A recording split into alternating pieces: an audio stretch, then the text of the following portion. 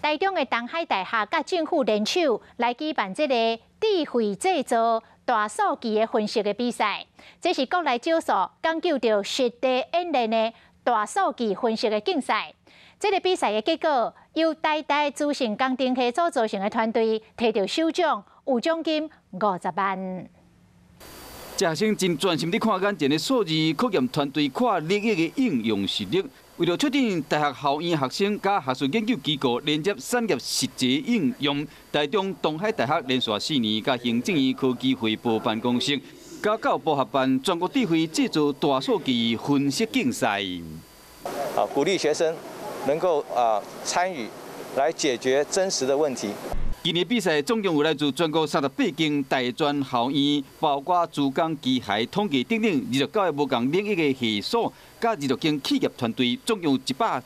队382人报名参加。甲一般形式无同款，比赛用真实的生产线收集到的数据，是国内少数讲究实践演练的大数据分析比赛。产学合作的一个环境下，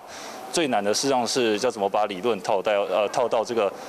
真实的产业的真实资料集上面，这样子。今年首奖是由来自国立台湾大学资讯工程系组成的团队摕到，嘛得到50万块的奖金。主办单位希望透过这个活动，让企业甲学术研究机构有机会互动交流，达成双赢的局面。